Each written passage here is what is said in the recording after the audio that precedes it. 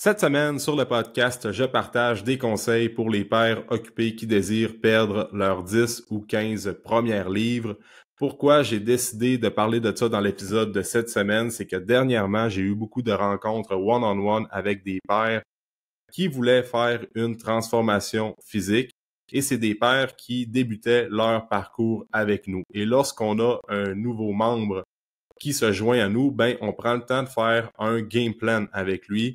Donc, c'est quoi un game plan? C'est qu'on prend le temps de fixer les objectifs et les priorités pour le trimestre. Donc, pour les 3 prochains mois ou les 3 premiers mois, lorsqu'une personne débute avec nous, on établit les priorités. Et là, sur mon whiteboard en arrière de moi, 90% du temps, je me rendais compte que j'écrivais les mêmes conseils pour les pères occupés qui avaient des objectifs de perte de gras. Donc, je me suis dit, dans le podcast de cette semaine, si j'ai 9 personnes sur 10 qui profitent de ces conseils-là, clairement qu'il va y avoir à peu près le même pourcentage de pères qui vont retirer de la valeur. Et si tu es une fille, une femme, une maman, tu peux quand même écouter parce que soit que ça va aider ton chum ou ton mari ou ça peut même t'aider toi également. Fait qu'on va décoller ça avec l'étape numéro 1, la nutrition. Fait que c'est quoi les 3 essentiels avec la nutrition pour les pères occupés qui désirent perdre du gras? Premièrement, je me suis rendu compte qu'on prend pas le temps de déjeuner, volontairement ou involontairement parce que la vie va vite et on néglige ça puis on se rend pas compte à quel point c'est primordial prendre le temps de déjeuner. Et là, je suis conscient que personne n'a la même réalité le matin. Il y en a qui commencent plus tard, il y en a qui commencent plus tôt. Mais le point que je veux amener, c'est que c'est super important lorsque tu es un père de manger au moins 30 grammes de protéines le matin en partant. Que ce soit à job, dans ton char, en montant à travailler, ou si tu as le luxe de prendre ça plus chill le matin, de prendre le temps de déjeuner assis à table avec les enfants ou une fois que les enfants sont partis, mais minimalement 30 grammes de protéines. Et là, attention, 2 cocos, ça va contenir à peu près 12-13 grammes. Fait qu'il en manque presque le double et plus. On s'entend là-dessus. Fait qu'il faut trouver une manière de consommer plus de 30 grammes de protéines. On peut même aller jusqu'à 50 grammes, tout dépendant de la masse musculaire, tout dépendant des objectifs. Mais je me suis rendu compte que c'est un point qui est à travailler pour beaucoup de gens. On néglige le déjeuner et on ne se rend pas compte à quel point c'est important sur notre niveau d'énergie, notre concentration, notre motivation dans la journée et surtout les cravings le soir. Il y a beaucoup de gens qui ont des cravings en fin de soirée parce qu'ils ne prennent pas le temps de bien déjeuner.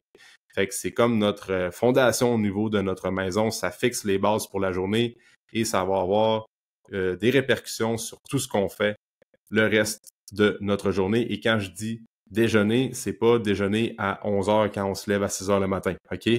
On déjeune dans la première heure si possible. Après ça, un autre point qui revenait avec la nutrition, c'est augmenter la consommation de protéines. Un minimum de 0,8 grammes de protéines par livre de poids corporel. Fait que si tu es un homme de 200 livres, tu devrais consommer 0,8 grammes de protéines par livre de poids corporel, ce qui va te donner à peu près, si je fais vite fait le calcul, je sais que je suis pas le meilleur en calcul mental, mais ça donne 160 grammes de protéines minimum. Tu peux même aller jusqu'à 1 gramme de protéines par livre de poids corporel. Donc, si tu es un homme de 200 livres, au moins 160. Là, peut-être que tu vas te mettre à calculer tes protéines dans ta journée. Tu vas te dire, crime, j'en mange juste 120 grammes ou 100 grammes. Ça se peut. Capote pas avec ça. Fais juste augmenter à la limite à 0,6 grammes de protéines par livre de poids corporel, puis graduellement, va-t'en vers le 0,8 ou 1 gramme de protéines par livre de poids corporel. Aussitôt que tu fixes ton déjeuner, tu fixes ta consommation de protéines, tu te rends compte qu'il y a bien des affaires qui changent au niveau de ton énergie, de ta satiété, de ta récupération, de tes cravings le soir. Fait qu'on priorise ces 2 choses-là. Et une règle que j'ai inventée en consultation dernièrement, c'est la règle du 1-3-7. C'est quoi la règle du 1-3-7? C'est une assiette lors de tes 3 repas principaux 7 jours par semaine. Parce que la réalité, lorsqu'on est parent, c'est que on n'a pas le même lifestyle qu'un influenceur fitness de 20 ans qui peut faire des batchs de meal prep, qui a juste lui à gérer, qui travaille à temps partiel, qui peut s'entraîner 8 heures par semaine, plus 4 heures de sport et cardio, qui peut gamer, qui peut prendre ça chill. La réalité, quand on est des parents ou qu'on est des papas, ben on a des responsabilités, on travaille, il y a la famille, il y a du temps qu'on veut passer avec notre blonde, avec notre famille et tout ça. Fait que des fois, ça va vite. On n'a pas le temps de faire autant de meal prep qu'on voudrait. Et la réalité aussi, quand on arrive à 5 heures, ben on mange tout en famille. Puis souvent, c'est pas le repas classique fitness, poulet, brocoli et riz brun. OK? Je pense que c'est juste impensable de suivre ça à l'année et d'être constant quand tu as 2 jeunes enfants à la maison. OK? Ça se fait, mais il faut vraiment être prêt à faire des sacrifices. Puis je pense pas que c'est nécessaire non plus de se rendre là pour avoir des objectifs, du moins pour perdre 10 à 15 livres au début d'un processus de perte de gras. Fait que pourquoi une seule assiette, c'est que tu prends une assiette de qu'est-ce qu'il y a sur la table. Fait que c'est sûr qu'idéalement, on essaie de cuisiner des brochettes de poulet, du saumon, on se fait des pokés et tout ça, mais la réalité, c'est que à un moment donné, ça va être des pâtes, à un moment donné, ça va être de la lasagne, ça va être du pâté chinois de ta belle-mère qui t'a laissé ça un dimanche soir parce que t'as pas de meal prep de fête, puis t'es comme Christy que ça fait un job le pâté chinois, on n'a rien de prêt pour cette semaine, ça a trop gaulé en fin de semaine, les enfants n'ont rien à manger, on n'a pas de lunch. Donne-moi-les, le pâté chinois, ça va faire la job, OK? Fait que ce que tu fais, c'est que tu respectes la règle du 1-3-7. C'est pas parfait, le pâté chinois ou la lasagne ou des vols au vent, mais tu prends juste une portion. Tu sais, souvent, en prenant seulement une seule portion, en mangeant lentement, en prenant le temps de mastiquer, en étant assis à la table avec la famille, ben, peu importe la composition qu'il y a dans ton assiette, si tu fais juste manger une portion, puis après ça, tu finis pas l'assiette de ta blonde, des enfants, puis tu en prends encore, puis tu resnacks au travers de tout ça, je pense que tu es capable de contrôler tes calories dans ta journée, puis ultimement arriver à tes objectifs de perte de gras. Fait qu'on fait ça, une assiette 3 fois par jour et 7 jours par semaine idéalement. Fait que c'est la même chose le week-end quand tu es invité chez tes parents, chez les beaux-parents, chez des amis. Tu n'as pas le contrôle sur qu'est-ce qu'il y a dans l'assiette ou c'est quoi le repas. Ben, fais juste prendre 2 pointes de pizza, à la limite, qui équivaut pas mal à une portion pour un homme. That's it, prends une salade avec ça. Va pas t'en rechercher encore, puis rajoute pas des frites puis des oignons français au travers de tout ça. Fais juste prendre une portion, manger lentement, et tu vas te rendre compte que ça t'amène vers tes objectifs de perte de gras. Fait que, on s'entend, c'est pas très compliqué. Faut juste le mettre en place. Fait qu'on commence avec ça, avec la nutrition. Pas besoin de se casser le basic plus que ça. Ensuite de ça, avec l'étape numéro 2, on va parler training. Minimum 3 séances de musculation par semaine. Et là, je vais vraiment parler dans ma philosophie à moi. Je suis un gars de muscu. Je crois fortement à l'entraînement avec des poids, l'entraînement à résistance. Donc, évidemment que je vais prôner un minimum de 3 séances de muscu par semaine. Soit qu'on y va en full body, soit qu'on fait du burning club avec nous autres, qui est des fois des splits upper, des fois des splits lower, des fois des splits full body.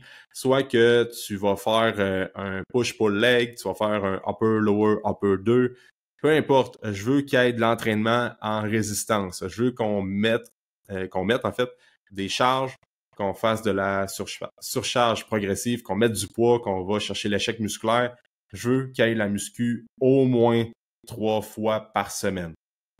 Ensuite de ça, on veut entraîner son système cardiovasculaire. Fait que oui, je suis un fan de muscu, mais je crois fortement que entraîner son système cardiovasculaire, donc faire du cardio, faire du sport, augmenter la dépense énergétique, favorise beaucoup la perte de gras, va beaucoup favoriser notre santé, que ce soit notre santé métabolique, cardiovasculaire, c'est super bon pour la longévité aussi. Faire du cardio, Je pense que de plus en plus, on voit des gens qui font du cardio, qui courent, qui font de l'entraînement, endurance et tout ça.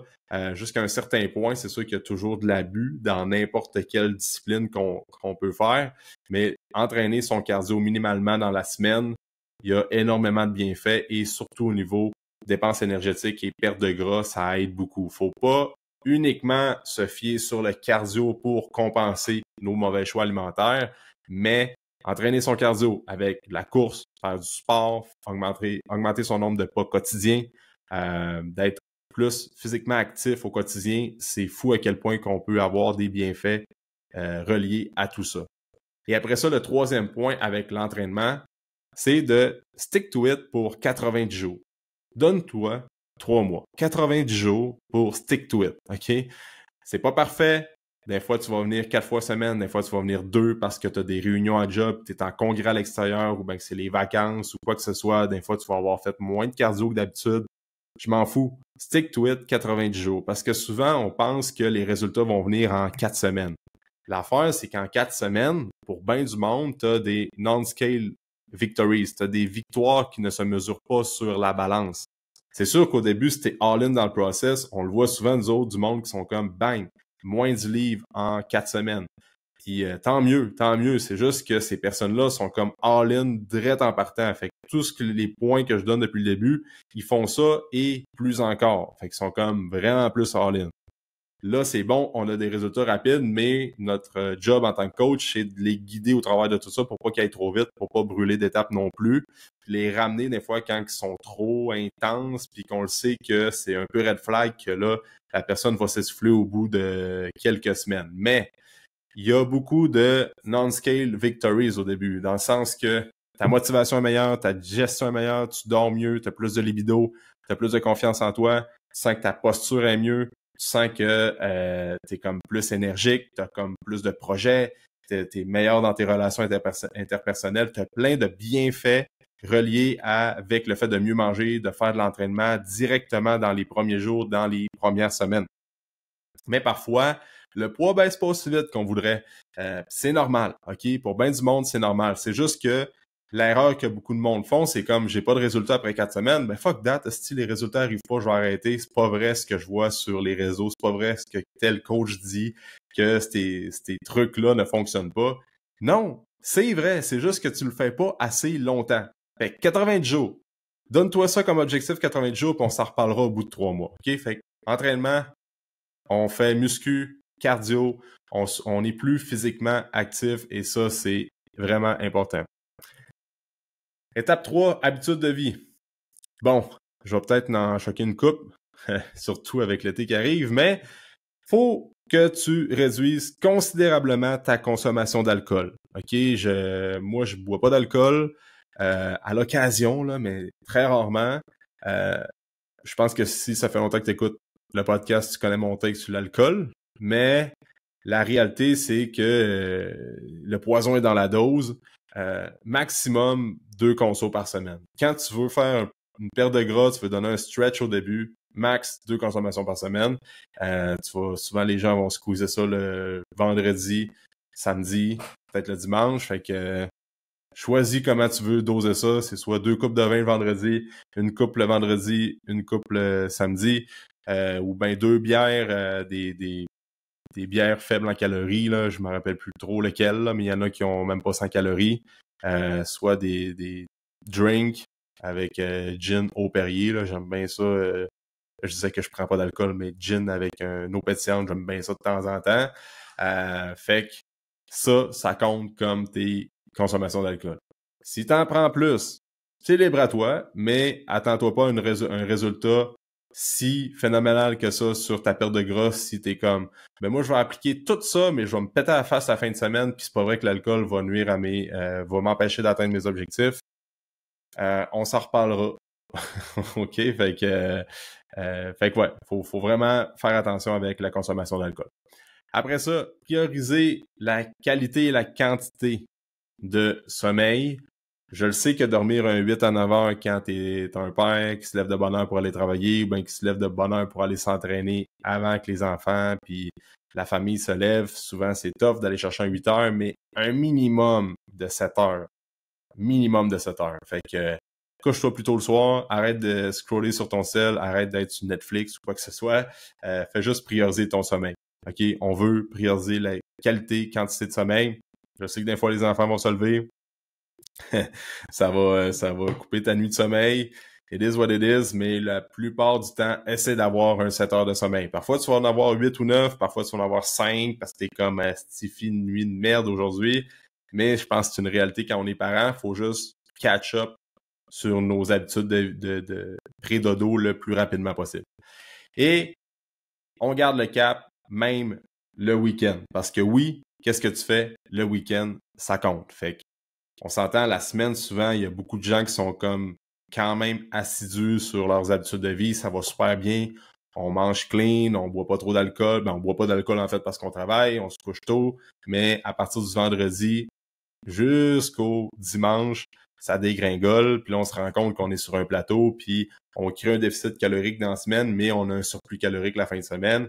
Fait que ça fait qu'on est sur du surplace. Et là, on se rend compte que notre poids baisse pas. Fait que on garde le cap même la fin de semaine. Donc, c'était les 3 étapes pour perdre tes 10 à 15 premières livres quand tu es un papa occupé qui a des objectifs de perte de gras. Fait qu'on applique ça et viens pas me voir, viens pas nous voir pour un suivi en coaching tant aussi longtemps que ça, c'est pas fait. Parce que probablement que on va t'enligner vers ça parce que de façon générale, ça fonctionne. Puis après ça, à un moment donné, si tu as besoin d'accountability, d'être un peu plus redevable envers une personne externe qui va être là pour te guider, on va être là pour ça quand même. Tu peux venir nous voir pour qu'on mette ça en place. Mais si tu veux comme avoir ta consultation gratuite aujourd'hui, tu vas aller prendre ce podcast-là, tu vas l'enregistrer, tu vas aller voir sur YouTube aussi, là, le format est légèrement différent qu'à l'habitude. J'ai un genre de visuel qui va pouvoir t'assister et t'appliques ça pendant 90 jours. Tu te prends sur la balance aujourd'hui, tu prends ton poids, tu prends tes photos, t'appliques ça pendant 90 jours, tu refais ton poids, tes photos, tu compares, puis tu vas te rendre compte que le fait d'être constant puis de faire des mini-changements quotidiens, au bout du compte, ça fait une grosse différence, OK? Et après ça, rendu là, si tu veux qu'on explore un peu plus, tu viendras nous trouver. Mais tantôt, je parlais de Burning Club, si tu veux commencer à augmenter ta dépense énergétique, tu veux avoir un training qui fait du sens, qui va t'amener des résultats, viens quand même nous trouver dans le Burning Club là, parce que ça va t'aider dans tes objectifs de perte de gras. Puis qu'est-ce qui est cool dans le Burning Club, c'est que dans tes rencontres, on peut explorer un peu plus en détail tous les concepts que je viens d'expliquer dans le podcast d'aujourd'hui. Et on va être là aussi pour mesurer ta progression. Fait que les photos, le tour de taille et tout ça. Fait que c'était les 3 habitudes pour les papas occupés qui veulent perdre leurs 10 à 15 premières livres. Et on n'hésite pas à partager ce podcast-là à une personne qui pourrait profiter de ces conseils-là. Je vais faire le même podcast pour les femmes dans les prochaines semaines, donc dans un autre épisode. Je pense que ça va être sensiblement pareil, mais je vais peut-être ajuster une coupe de points. Et that's it pour le podcast de cette semaine. Et une chose que je veux dire pour terminer, c'est que lorsque tes parents priorisent ta santé et ton bien-être, je pense que c'est le plus beau cadeau que tu peux faire à tes enfants, de vieillir en santé avec eux. Fait que c'est de quoi qui nous drive, c'est de quoi que je trouve fucking important, surtout aujourd'hui, en 2025, avec tout ce qu'on voit comme changement au niveau de la société, au niveau du système de santé qui est comme c'est toujours un combat éternel. On essaie toujours de trouver des stratégies pour que la population bouge plus, se sorte de la sédentarité et tout ça. Fait que je pense que lorsque t'es un père ou une mère, mais là je vais m'adresser plus pour les pères, c'est ta responsabilité de montrer l'exemple à tes enfants. Je pense pas que c'est la responsabilité de personne d'autre que toi. Rendu là, prends cette phrase-là, mets-toi là dans ta tête, fais ce que tu veux avec, mais c'est ta responsabilité de prendre soin de toi, de mieux manger, de bouger, de faire des efforts et d'éduquer tes enfants à prendre soin d'eux, à bouger, à faire du sport, puis à juste prioriser leur santé parce que La santé, c'est le plus beau cadeau qu'on peut avoir, c'est le plus beau cadeau qu'on peut faire aux autres parce qu'on augmente en fait nos chances de passer plus de temps de qualité avec les gens qu'on aime. Et surtout, c'est que si tu veux être en bonne santé, personne d'autre que toi va le faire à ta place. C'est pas le gouvernement qui va te rendre en meilleure santé, c'est pas Ozempic qui va faire en sorte que c'est tant l'affaire qui va t'amener ailleurs. Je veux pas rentrer dans le débat d'Ozempic, mais pas juste faire du sport, de l'activité physique, mange mieux un petit peu, clean ta bouffe, stick to it longtemps, sois constant, puis les résultats vont arriver. Donc, merci d'avoir écouté le podcast de cette semaine. On laisse un 5 étoiles sur Spotify, Apple, on s'abonne à la chaîne YouTube, on partage l'épisode, puis j'aimerais ça avoir un peu plus de partage, puis un peu plus de love sur Spotify. On laisse des 5 étoiles, c'est super important parce que le podcast est plus distribué dans les feeds des gens qui consomment des podcasts, donc on est capable d'aider plus de gens et le message passe plus. Donc, on fait ça, s'il vous plaît, si ce n'est pas déjà fait. Et si c'est fait, merci beaucoup. Et nous autres, on se dit dans un prochain épisode.